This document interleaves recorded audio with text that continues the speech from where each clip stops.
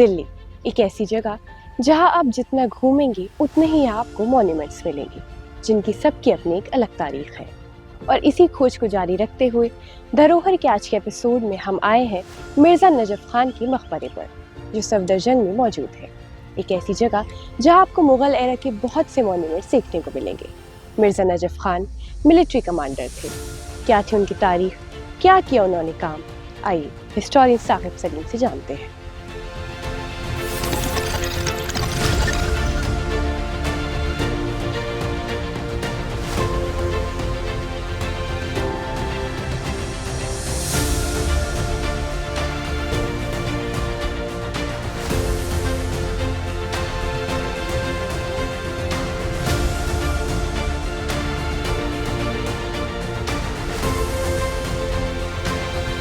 तो जैसे आज हम मिर्ज़ा नजफ खान के मकबरे पर आए, तो मैं आपसे सबसे पहले ये जानना चाहूँगी कि कौन थे मिर्ज़ा नजफ खान। जी, सबसे पहले तो ये कि मिर्ज़ा नजफ खान का मकबरा जैसा कि यहाँ पर दिख रहा है, बहुत बड़े से इलाके में है, सफदरजंग जैसी जगह पर है।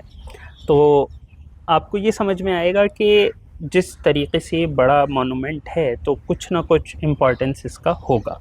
तो जैसा कि इम्पोर्टेंस ये है कि मिर्ज़ा नजफ खान ईरान से आए थे।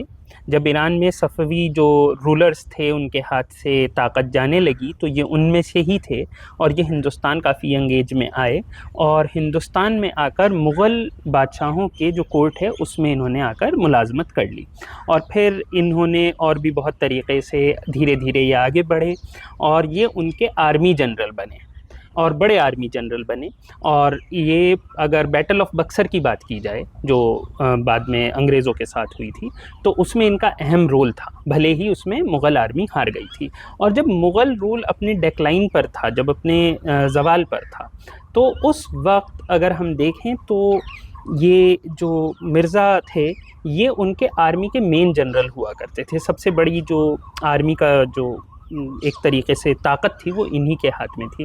तो आप ये कह सकते हैं कि बादशाह के बाद जो सबसे इम्पॉर्टेंट पोजीशन थी सन 1700 आप मान लीजिए 65 से सन 1782 के बीच में, 1765 से 1782 के बीच में, वो इन्हीं के हाथ में थी। 1782 में इनकी डेथ हुई और उनका ये मकबरा है। जैसे अभी आपने जिक्र किया, तो मैं जानना चाहूँगी कि मुग़ल एरा का जो डिक्लाइन था उसके पीछे क्या वजह थी?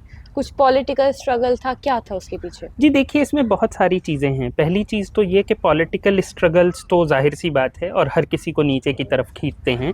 और जो मुग़ल एरा का जो शुरुआत है वो वैसे तो बाबर से है, लेकिन उसकी जो असल शुरुआत है वो अकबर से है।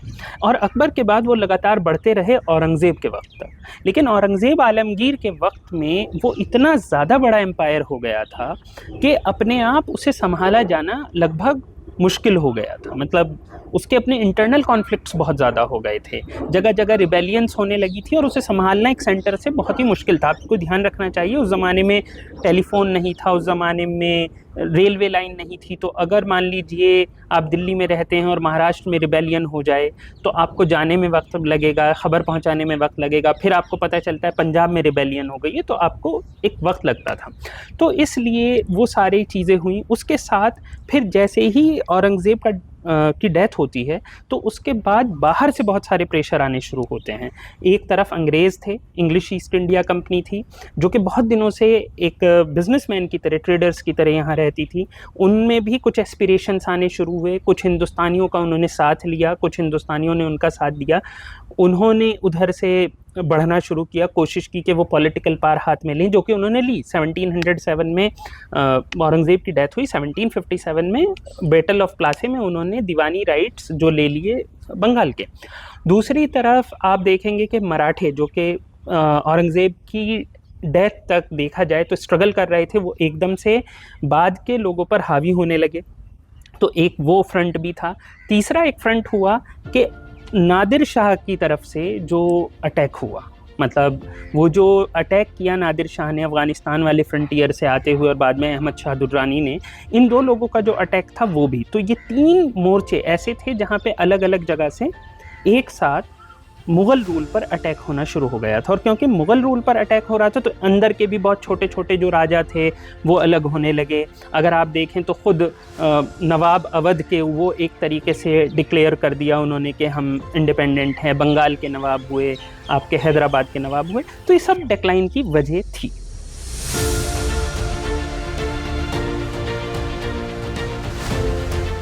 सर जैसे कि हम देख रहे हैं बहुत ही खूबसूरत जगह है, बहुत साफ़ सुथरी और बहुत बड़ा एरिया है। तो इस मकबरे के बारे में आप हमें कुछ बताइए, इसके डिज़ाइन के बारे में। जैसा कि ये दिख रहा है ये काफ़ी अच्छी हालत में नहीं है और ना ही ये लगभग पूरा बना हुआ दिखता है। तो आप अगर देखें तो ये एक बहुत बड़ा एरिया है, लगभग 90 स्क्वायर फीट से ज़्यादा की जगह जो है वो इसमें ज़मीन पर है, जिसका कि एक चौकोर स्ट्रक्चर है। जिस तरीके का स्ट्रक्चर आप देखें तो ताजमहल या सफदरजंग के मकबरे में, या फिर आपको वो जो बेस है वो कुछ कुछ वैसा ही है जैसा हुमायूं के मकबरे में भी नज़र आता है, यानी कि चौकोर। तो वो है जिसके चारों तरफ पिलर्स हैं, जिसके अंदर आप देखें थोड़ी जगह भी बनी हुई है। इसमें 2 कब्र हैं, एक कब्र नजफ़ खां की है, एक उनकी लड़की की है यानी कि फ़ातिमा की है, जो 1782 में नजफ़ खां की डेथ हुई थी, 1820 में उनकी लड़की की डेथ हुई थी। दोनों की कब्र ऊपर है, जिसके ऊपर छोटे 2 कमरे बने हुए हैं जो कि अंदर से मतलब मार्बल का स्ट्रक्चर है और वो काफ़ी छोटे हैं, 8 फीट और 9 फीट का उसका डायमेंशन है। और उसके बाद जो नीचे का जो है उसके बाद नीचे असली कब्र है। तो ये यहाँ का स्ट्रक्चर है, बेसिक स्ट्रक्चर है, लेकिन इसका एक पूरा स्ट्रक्चर नहीं है और इसके बारे में बहुत क्लैरिटी नहीं है कि वो स्ट्रक्चर बाद में डिस्ट्रॉय हुआ था या वो कभी बन ही नहीं पाया किसी वजह से। क्योंकि जिस ज़माने में 1782 में ये बन रहा है और 1820 में, तो वो मुग़ल दौर का वो वाला वक्त है जबकि स्टेबिलिटी नहीं है। तो आप कह सकते हैं कि ज़रूरी नहीं है कि पूरा बना भी था, लेकिन इस पर बहुत ज़्यादा क्लैरिटी नहीं है। क्योंकि जब अंग्रेज़ों ने इसे मार्क किया है अपनी राइटिंग्स में तो उन्हें ये इसी मतलब बहुत अच्छी हालत में नहीं मिला, उन्होंने इसे रूइंड स्ट्रक्चर लिखा। हाँ, ये ज़रूर उन्होंने बताया अपनी राइटिंग्स में कि यहाँ पर 2 पत्थर हैं जिन पर के लिखा है कि ये कौन लोग हैं, जिसमें कि नजफ़ खां के बारे में लिखा है कि अल्लाह के नाम से शुरू किया है कि जिसकी कभी मौत नहीं होती, ज़मीन आसमान जिसके हाथ में है उसका, और क्या कहते हैं, अली का मानने वाला जिसके हाथ में ज़ुल्क़रनैन है, यानी कि वो तलवार जो हज़रत अली की होती थी और जो बहुत बहादुर है, और वो जिसके साथ रहने वाले कभी भी हारे नहीं। मतलब एक वॉरियर का जो एक गुणगान होता है, जो कसीदा होता है, वो यहाँ पर लिखा है पत्थर पर।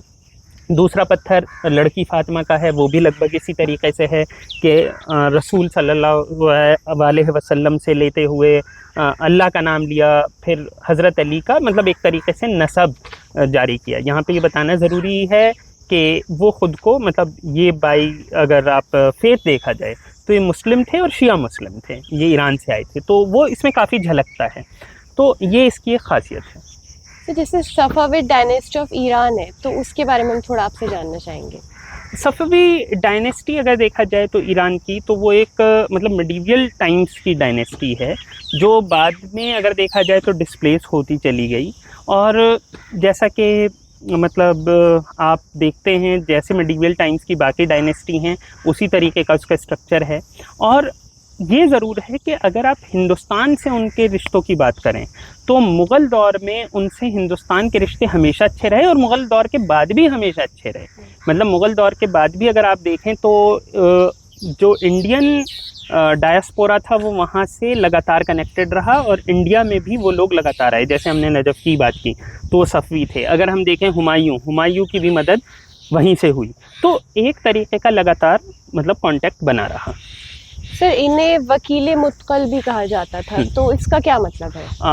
ये इसका मतलब ये है कि एक तरीके की पोस्ट है और इसका मतलब रेजेंट होता है ना अंग्रेज़ी में।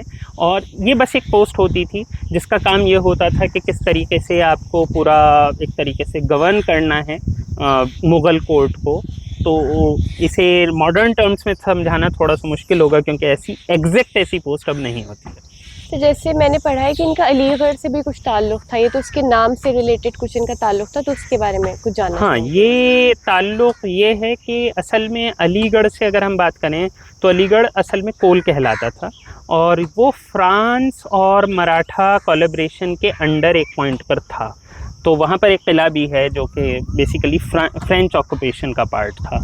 तो वो जो सारी जंग लड़ी गई हैं, और क्योंकि उस ज़माने में अलीगढ़ बहुत दूर नहीं है दिल्ली से, तो वो सारी जंग में इनका हिस्सा था।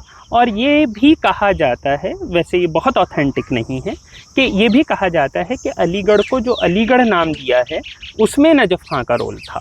तो क्योंकि वो उन सारी जंग का पार्ट थे, और एक तरीके से जो वो स्ट्रगल्स हैं जो अराउंड अलीगढ़ हुई, फिर अलीगढ़ पर कब्ज़ा हुआ, फिर किस तरीके से वो अंग्रेज़ों के पास आया, फिर बाद में उसका गवर्नेंस लिया, तो अलीगढ़ नाम कोल से बदल कर अलीगढ़ लगभग उस ज़माने में हुआ।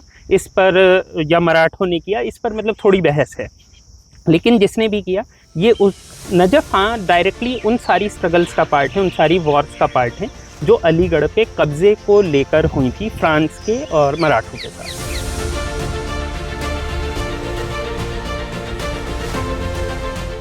धरोहर के इस एपिसोड में हम आपको लेके आए थे मिर्ज़ा नजफ़ खान की मकबरे में, जिसे देखकर आप समझ गए होंगे कि बहुत ही खूबसूरत और साफ़ सुथरा है। और मकबरों के हिसाब से हम इसे देखें तो यहाँ पे आपको काफ़ी सफाई देखने को मिलेगी। धरोहर के ऐसे और भी एपिसोड्स के लिए देखते रहिए आवाज़ टू वॉइस। कैमरामैन यथार्थ के साथ अमीना माजिद।